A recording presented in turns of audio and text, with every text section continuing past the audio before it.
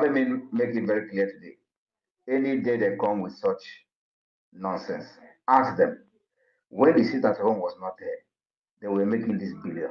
What have they done with the billions? Ask them, what have they done with the billions? And what have the sit at home now done to stop that thing that we're doing with the billions?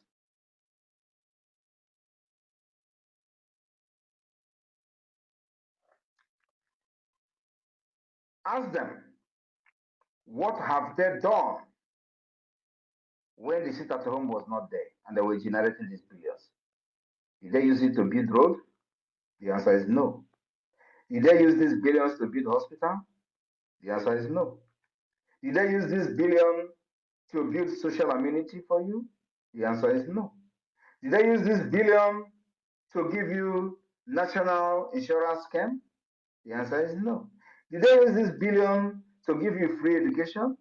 The answer is no. Then why are they now so worried about losing these particular billions to the sit at home? Do you know who it is affecting? It's affecting them. That billion they were looting is what they cannot loot again. And everybody is hungry. All of them. But sorry about this. Can you still hear me? Yes, sir, we can hear you, sir.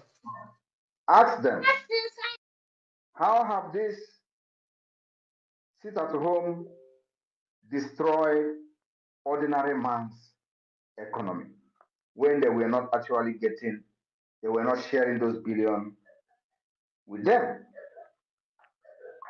How have they sit at home or this billion that they are talking about affect an ordinary man who goes out and sell market and feed his family?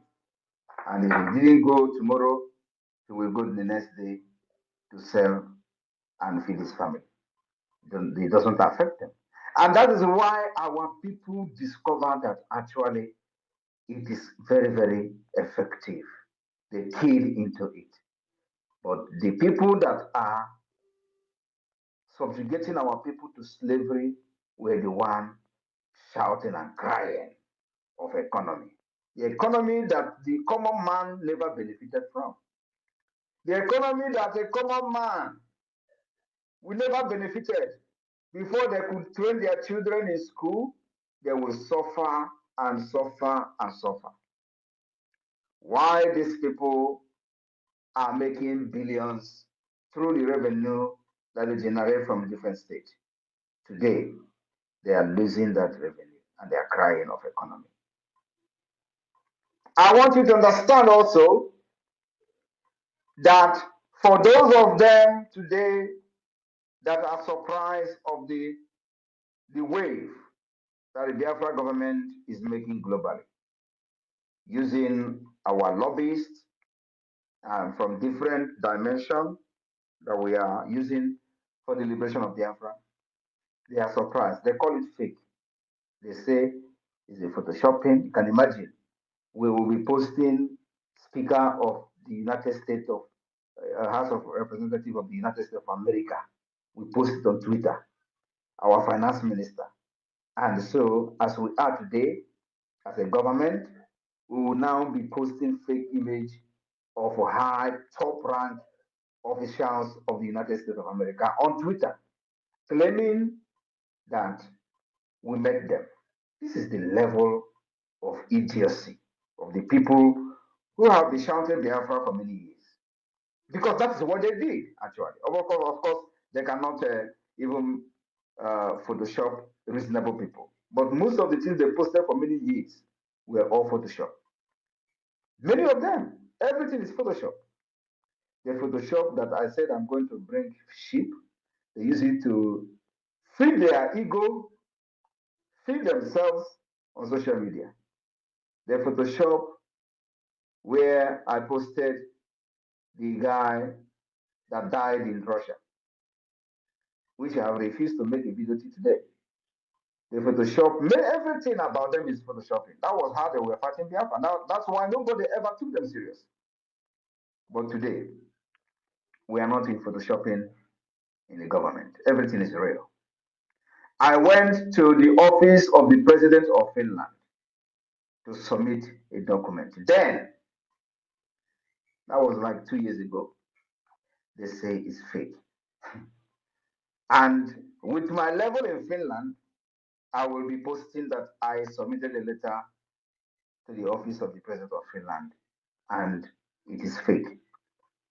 I brought even acknowledgement from the office of the president Niinisto, the former president, that they have received the letter where I was appealing to them to support the Biafra independence. They acknowledge the receipt of that letter with evidences of Nigeria violation of Biafra rights and these criminals, political pressure group IPOB Nigeria, they say is a fake. I want you to understand that they remain criminals and fake. They remain Nigeria political pressure group. Otherwise, under IPOB Mazen Namdi, he was looking for 100 men. With all the idiots scattered all over the world shouting IPOB, IPOB. Mazen Namdi was looking for 100 men. Do you think he was actually wrong? Do you think Mazen Namdi was wrong to be shouting for 100 men on Radio Biafra, where this illiterate will littered everywhere, doing container shipping with IPOB money? Is it that Mazen Namdi was wrong for saying, I need 100 men, where they have all these market women? If market women is I don't want to belittle the market women, they're actually very hardworking people. But today, when we say that we are not going to use lobbies, we're not going to waste money on lobbies, was when we do not have the foundation. Was when there was nothing to show. You don't go and start paying lobbies when you don't have anything on ground. That was what this political pressure group did, only to just entice people and scam their fans of their hard-earned money. That was what they did. They deceived Masinam Dikano to be paying 80,000. Even those people paying that money, $80,000, they were doing Amatek here with the same lobby firm. How many Biafrans know that the same lobby firm that were paying 80,000 was the same lobby firm that was defending Okonjo Iweala? The same time. The same time they were defending Okonjo Iweala. And at the same time, IPOB was paying them $80,000. And you think they actually received that money?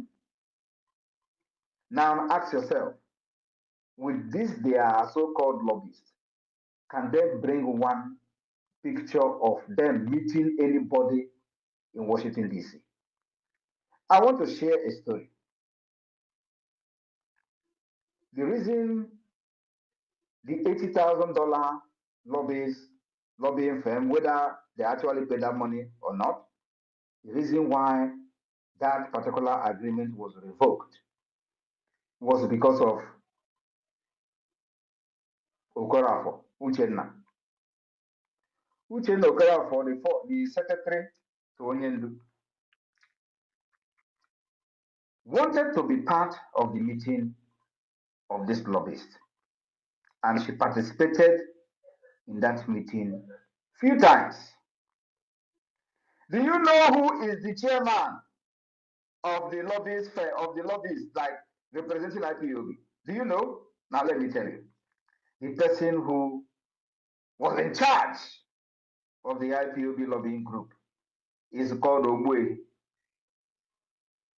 Ogbuehi that doesn't know nothing in America. Ogbuehi was the one in charge of from the IPOB group. Ogbuehi was the one in charge telling the lobbyists that he is the representative of the IPOB. Uchenna Okorafor went to the meeting several times. Ogbuehi will sit there and say nothing. In fact, Nothing was being said, nothing was being discussed. That Uche Okorafor wanted to raise an objection that this payment of $80,000 or whatever they were paid, that the money is being thrown into ocean. They started fighting her. This was happening, bam! And Onyendu was kidnapped. Now, Oyibo came on board. Giddy, giddy, giddy, giddy, giddy. He hired another one they call Allen White. We did the shambolic agreement. He started paying $60,000. In this time, I was the one preparing documents for Allen White.